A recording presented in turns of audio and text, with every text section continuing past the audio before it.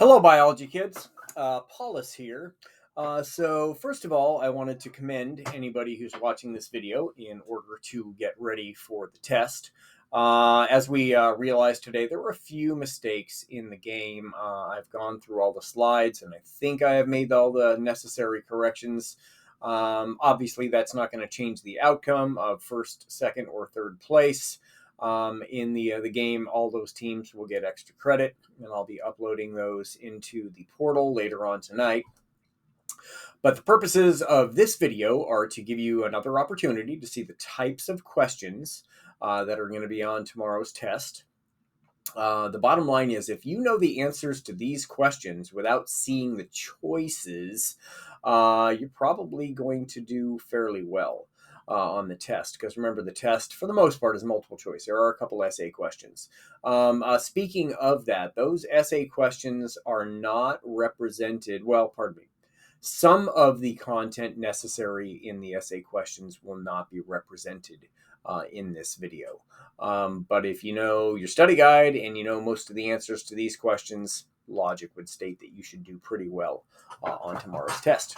Obviously, I'm not going to be spending as much time giving you time to look up these answers, because I've got my own stuff to do this evening. But remember, this is a video, and you can pause the video, try to figure out what the answers are, and then, of course, restart the video to show yourself the answers. So without further ado, here we go. I'm going to try to keep this simple. I'm going to do one column at a time, rather than jumping all over the place. That way you can have your book open to a certain section or your study guide open to a certain section, and you shouldn't have to move back and forth from chapter to chapter. A few things you're probably going to want to have out to review. You're going to want to have your scientific method class notes out. You're going to want to have your scientific notation notes out. You're going to want to have your metric system note packet out. You're going to want to have your reading notes out. Potentially your class notes. Some of you guys did those as a Google Doc, so I'm not sure, whether or not you printed those. I'd have your book open. I'd have your study guide out. Anything you think will help you get ready for this test, I would have that out, so you can find the answers relatively easily. Without further ado, here we go. The three subatomic particles that make up an atom are what? 1 point extra. Which two are most similar to one another? And you need to give a justification as to why you think they are similar to one another.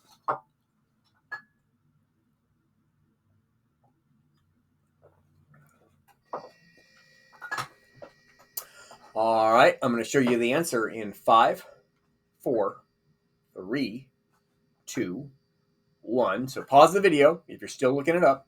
And here we go. So protons, neutrons, and electrons are the three subatomic particles. Protons and neutrons are most similar because they are both found inside of the nucleus, and they both have about the same mass. Where are electrons found in an atom? What element is pictured below? And how do you know which one it is?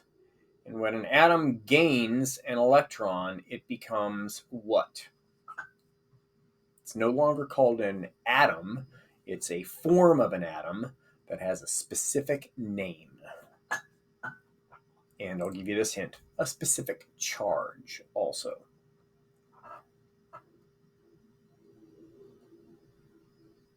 All right, I'm going to show you the answers in 5, 4, 3, 2, and 1.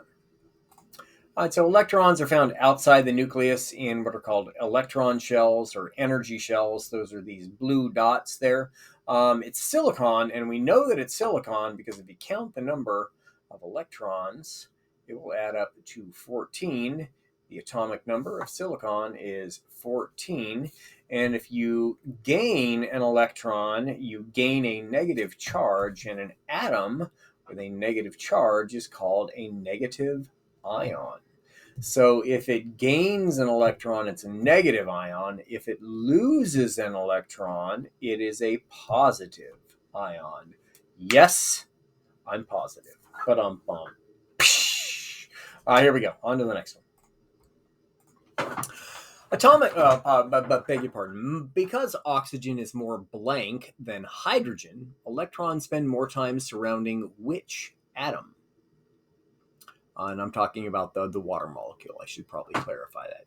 Because a molecule has a partial positive and negative charge, it is considered to be a blank molecule.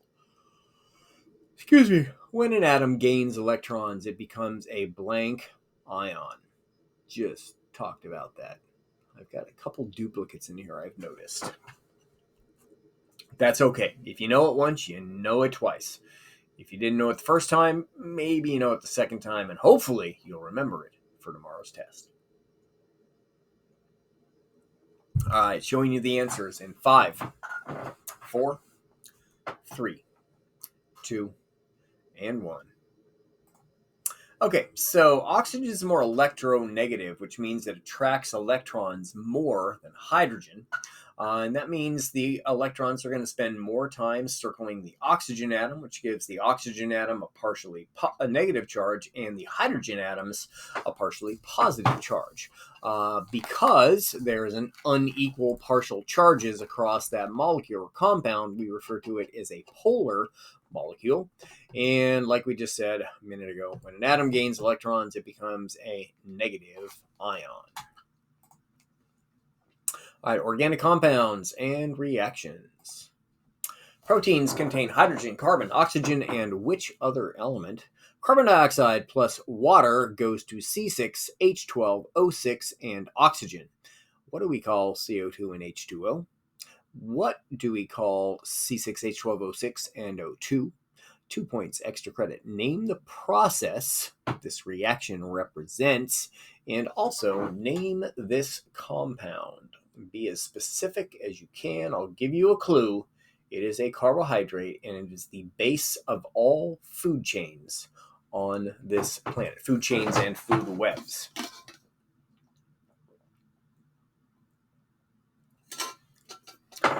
Showing you the answers in 5, 4, 3, 2, and 1. All right, so nitrogen is the other element. Reactants are on the left side of the reaction. Reactants react. Products are produced. Let's see. 2 points extra credit. That is the chemical equation for photosynthesis. Granted, it is an unbalanced equation, but still. Carbon dioxide and water are driven by sunlight to change to glucose and the oxygen we need to breathe. All right, true or false? Proteins store genetic information and match the following. DNA and RNA. Which one is double-stranded? Found in the nucleus. Contains thymine. Which one is single-stranded? Found in the nucleus and in the cytoplasm, and contains uracil instead of thymine.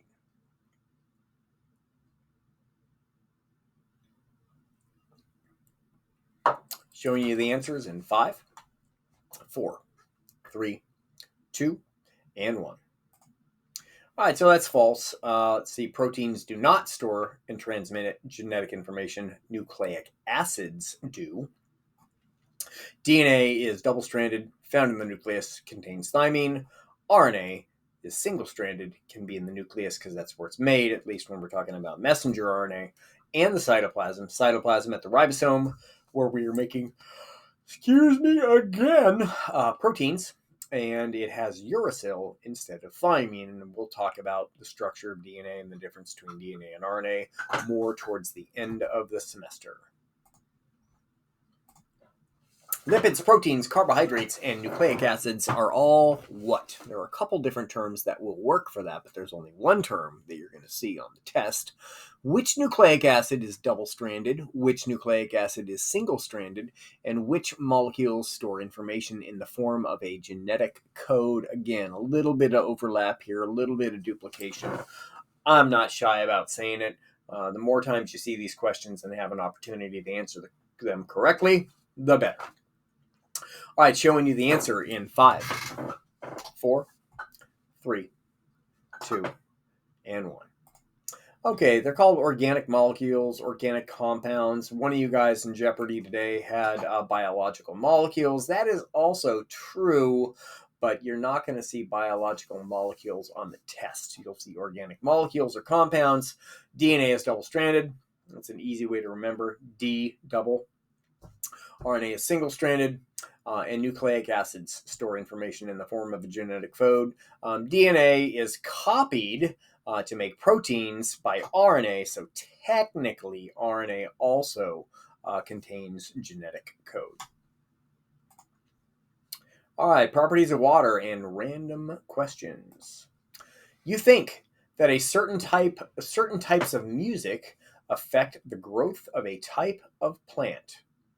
Propose a controlled experiment that would prove or disprove that hypothesis, that you think different types of music will affect the growth of a plant. This is a random question. What is the minimum thing necessary for you to be able to prove that music will affect plant growth? You do not need to list all of the controlled variables, okay? But there's one thing that has to change or has to be different for you to be able to figure this out. Answer in 5, 4, 3, 2, and 1. You have to have the plants located in different rooms. So you have to be able to play one type of music in one room where the other plant won't be able to hear it, and then the other plant, you have to be able to play the other type of music in a different room where the first plant will not be able to hear it. Controlled variables are going to have to be the type of the plant, the amount of water you give it, the type of pot that you put the plant in, the temperature of the room, the amount of light in the room. All those things have to be controlled variables. They have to be locked down to make sure that the only difference, the independent variable, the only thing that you change is the type of music. The length of the music, the volume of the music, all that stuff has to be the same. But minimum difference, you got to have them in different rooms with different music. In water, oxygen is more electronegative than hydrogen, so the blanks spend more time near the oxygen atom. This is a duplicate question. Because water has unequal charges, it is referred to as a blank compound. Showing you the answer in 5, 4, 3, 2, and 1. All right, so electrons spend more time around the oxygen. That gives oxygen a partially negative charge, and the hydrogen's a partial positive charge. And I'm sorry, I'm kind of a perfectionist when it comes to stuff like this. This should be a capital letter. Here we go. Saving. Restarting. Okay. All right, and that makes it polar. And thank goodness water is polar, because if water were not polar, things wouldn't dissolve quite as easily in it. You couldn't put that dish with, caked on carbohydrates, pasta, stuff on it, let it sit for 10 minutes and then wash it easily. Okay, if the atomic number of selenium is 34, how many neutrons does selenium-36 have? During the microscope lab, what two things did looking at the letters E and R reveal? In an enzyme catalyzed reaction, reactants are called what? So the hydrogen peroxide in the lab that we did yesterday, hydrogen peroxide was a reactant, but because it was an enzyme catalyzed reaction, we could call it something else. Showing the answer in 5, 4, 3, 2, and 1. Okay, so if the atomic number of selenium is 34, that basically means it's got 17 protons, 17 neutrons. You add the protons and the neutrons together, that gives you the atomic number.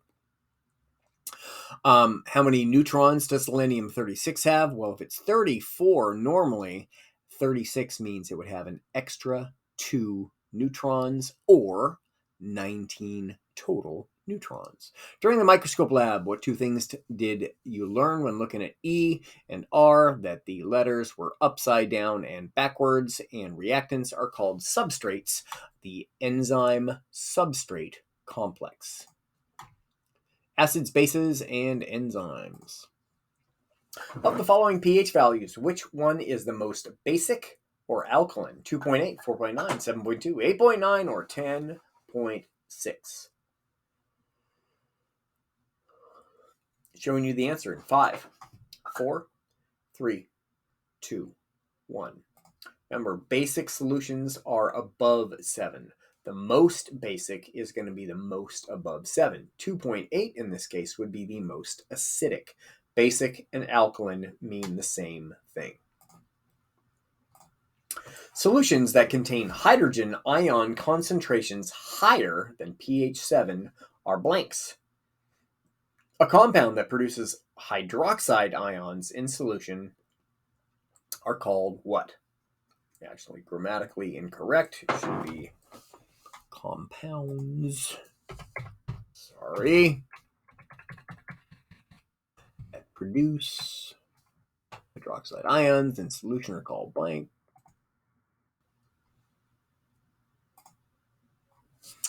All right, 5, 4, 3, 2, and 1. So this is a tricky one. Yeah. So neutral water. Okay, that has equal amount of hydroxide and hydrogen ion concentrations. If it's got a higher hydrogen concentration, this is where kids get mixed up. They think higher means above 7. Higher hydrogen ion concentration doesn't have anything to do with the pH. But if it has more hydrogen than hydroxide, it is automatically acidic and it will have a pH less than 7. And compounds that produce hydroxide ions in solution are called bases or alkalines. Sorry, making the correction. Knows I might actually use the same test next year. All right, that is grammatically correct. All right. Bases or alkalines. All right. At what temperature is the enzyme most active? So you're using this graph for that. At what pH is enzyme A most active? This graph. At what pH is enzyme B most active? You're using this graph.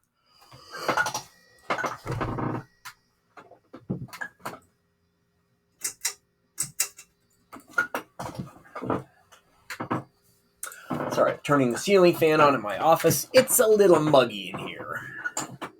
Global warming, I'll tell you.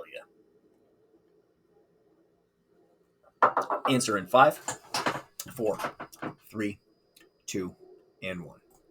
Okay, so the point at which it's most active is up here. So that's somewhere in between like 30 to 40, right? Actually, the line tells you it's exactly 40, okay?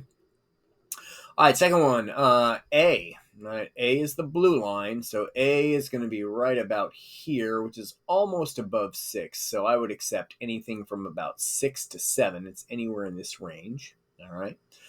Enzyme B, it's pH here. This point is right about, I'd say, a little over 10. So I'd expect anything between 10 and 11. You will need to read these types of graphs on the test and use the same logic. Okay? All right, here we go. To investigate and understand the natural world, to explain events in the natural world, and to use derived explanations to make useful predictions are all what? This is all the way back to the very beginning of chapter 1. One of the first things that we did when I showed you guys how to do reading notes. Answer in 5, 4, 3, 2, and 1. Those were all goals of science. To suggest that rock music will allow plants to grow faster is to make a what? When enough data supports a hypothesis, a blank can be stated.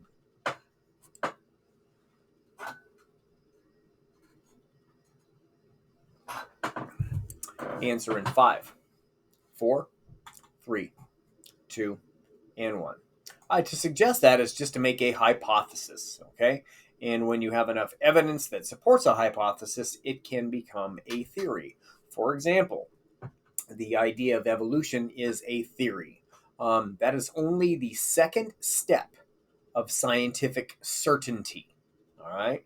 So when we start talking about evolution, and I teach it as fact, don't feel too bad about it, because remember, a theory can become a principle, and a principle can become a law. So it really doesn't have enough evidence for it to become that factual. Okay, but I do kind of teach it as fact. All right, here we go. Okay, what data is plotted with the y-axis? So you're going to have to know, is this the y-axis down here? Is this the y-axis over here? During the microscope lab, what did you need to do when going to high magnification? During an experiment, plant height in centimeters are recorded. What type of data would this be?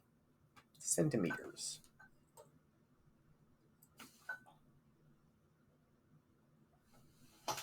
All right, answers in 5, 4, 3, 2, and 1. Okay, so the y-axis is the vertical axis, the one that goes top to bottom. The x-axis goes across. That's how I remembered. I do a cross with my fingers, and then I turn it sideways, and it's an X. Okay, x-axis goes across, y-axis is the vertical. Why? Because that's just the way it is. So it's the weight in pounds. When you went to high magnification, you needed to refocus. You needed to use probably the fine adjustment to refocus. Some of you guys in the Jeopardy game today put you needed to adjust the stage. Moving the stage up and down really is refocusing, but you're not going to see moving the stage up and down on the test. You will see refocusing on the test. And then anything that is measured, has numbers, has units, is quantitative. Quant, count. Quant, count. Qualitative would be like long, short, heavy, light, hot, cold. All right. Okay, which scientist with his S-curved flask conclusively disproved spontaneous generation? This is from section 10-2. In an experiment, the variable that is changed is called the blank variable. And what type of data presentation is shown here? Answer coming in 5, 4, 3, 2, and 1. It was Louis Pasteur that conclusively disproved the idea of spontaneous generation. Sorry, let me move this down a bit. All right. In an experiment, the variable that is changed is called the manipulated, or it's also referred to as the independent variable. Easy way to remember it is it's the variable that I change. Independent I. Okay? To manipulate somebody is to change them. Like, for example, if you and your friends want to go to the movie, and most friend groups have one of these, the person that always gets their way because they just won't back down. They are manipulating you. They're changing your behavior. Parents are great manipulators. When we want you to change your behavior or change your attitude, we're good at getting you to do that. All right, so manipulate means to change, okay? And this is a bar graph, which is also referred to as a histogram. Scientific notation, scientific method, metric system, and lab reports. Numbers are written in blank because some numbers are very big and some numbers are very small. Blank plus a base unit make up the metric system.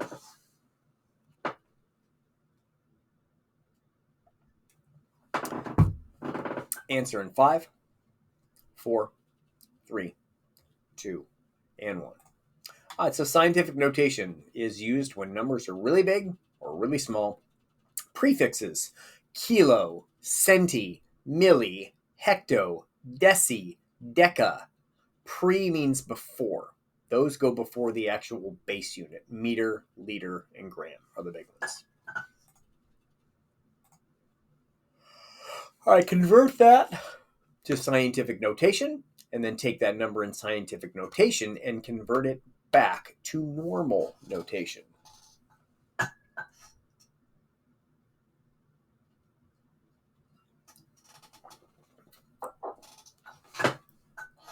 Answer in 5, 4, 3, 2, and 1. Okay, so good rule of thumb.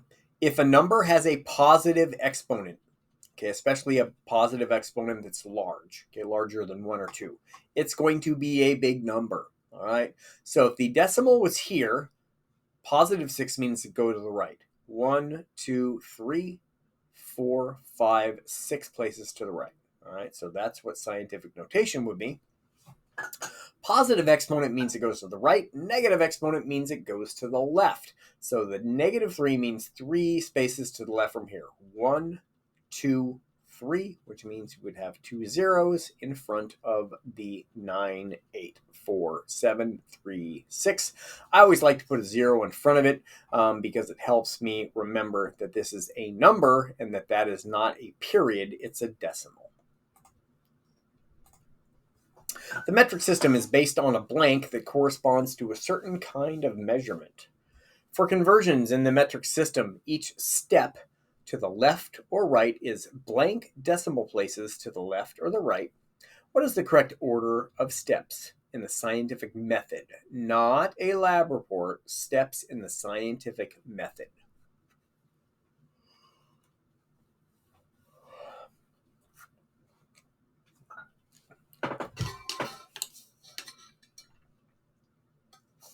Answers in 5, 4, 3, 2, and 1. All right, metric system is based on a base unit. Every step to the left or right in the metric system is 1 decimal place to the left or the right. And the steps in the scientific method, you got to identify the problem or have a question, form a hypothesis, create the experiment, which is really the procedure, perform the experiment, analyze your data to see if your hypothesis is right or wrong, modify the experiment, or go public and communicate your results. Last one. All right, what is that number in kilometers converted to meters? Yes, on the test. I think I give you the grid. I'm pretty sure I give you the grid on the test. The insect has red colored legs is what? That statement is what? The process used to find answers to questions is called what? In the mineral density lab, what was the dependent or the responding variable? And what is the correct order of sections or steps in a lab report?